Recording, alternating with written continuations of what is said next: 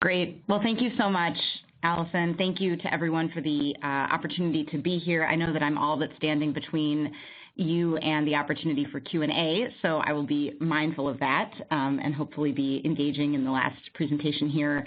I'm really grateful for the opportunity to be part of this and to Blue Cross and Blue Shield for their support of St. Paul 3K.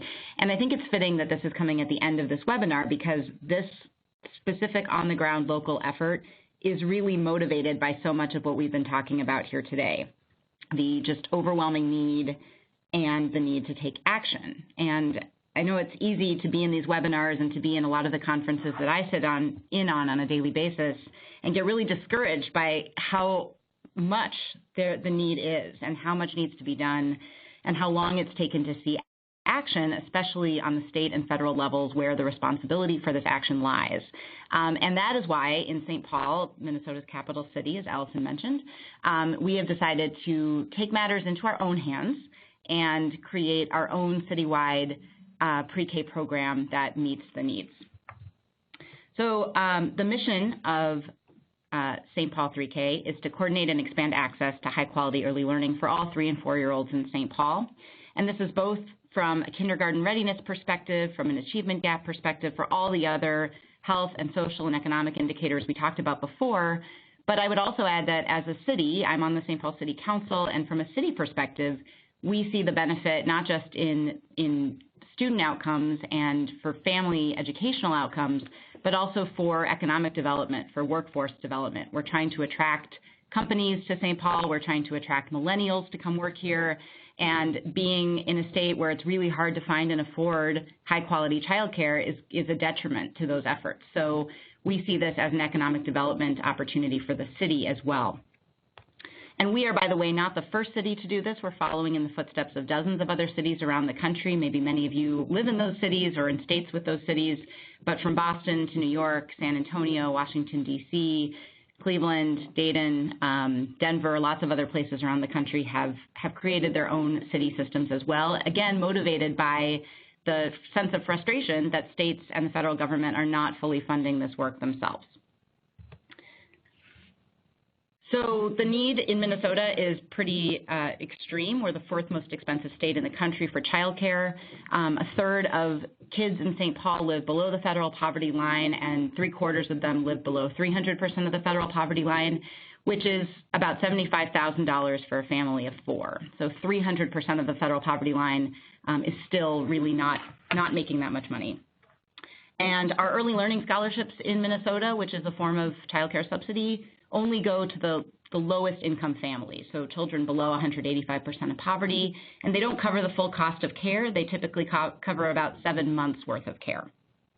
We have a number of families who are on wait list for child care assistance that we do have in Ramsey County, where St. Paul is located, and we have a number of preschool seats that are not rated at all by our quality system, Parent Aware, and 56% of our kids come to kindergarten not ready by the assessment that St. Paul Public Schools uses.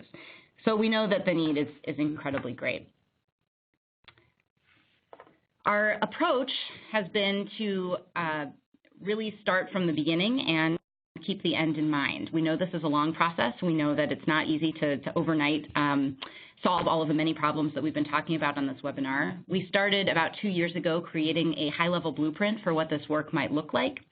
We then created a leadership structure that includes members from the city, the county, the school district, Head Start, Generation Next, which is a collective impact organization here in the Twin Cities, and a number of other community and elected leaders to try to take this work forward, because we know we're going to need everybody on board to move something like this in St. Paul. We're now working on building the framework, which is taking the 30,000-foot blueprint and bringing that down to a much more on-the-ground level of detail for how the program would actually work. And we've been very intentional about involving families and providers in designing the framework, and I'll talk more about that in a second. And then we're also working now, and we'll need to continue working, to build the political will, because we know that a program like this, which is going to cost roughly $15 million a year for the first couple years and about $27 million a year at full uptake in year 5, and that's on top of all the other federal and state assistance we already receive in St. Paul, that's going to take significant political will. We're talking about a local option sales tax. We're talking about a property tax increase. We're talking about soft drink and sweetened beverage taxes. These are some of the mechanisms that other cities around the country have used. To put that in perspective, a 1 cent sales tax in St. Paul, so 1 cent on every dollar that you spend, yields about $36 million a year. So it is incredible to see how some local funding options really can meet the need. You just need the political will to do it. And so that's what we're doing now, advocating with local and state leaders to allow us to make these investments. And those stakeholders include the healthcare sector. And I wanted to point out that healthcare has been at the helm in not only here in St. Paul. We're really lucky, as I mentioned, to have Blue Cross Blue Shield and other healthcare partners supporting this effort, but also in other cities that have created citywide pre-K systems. And I've listed some of them here, just so you can see that in your community there may be an opportunity to be involved in a local effort like this. And it's for all of the reasons why we're all on this webinar, that we understand and healthcare understands the impacts that early childhood education have on health and on all the outcomes that healthcare systems are trying to achieve.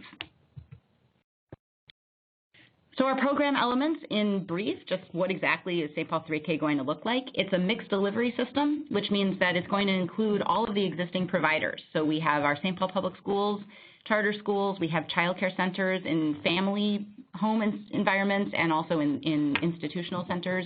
All of those are going to be invited to be at the table. We're going to have a metric of quality to make sure that the providers are providing quality education, and we're going to support them towards that goal so that we can include as many of them as possible and support them to reach our quality standard, and of course evaluate results. We want to make this simple for families. So right now finding care can be its own challenge. Even if care is available, figuring out where it is can be challenging. So we're going to have a common application, a one-stop shop. We're going to fully fund families at 300% of the federal poverty line and below. So again, that's families of 4 making $75,000 a year and less will be fully funded if they want full-day year-round care, if they want half-day school year care in any setting. And above that, we'll have a very generous sliding scale of tuition subsidy.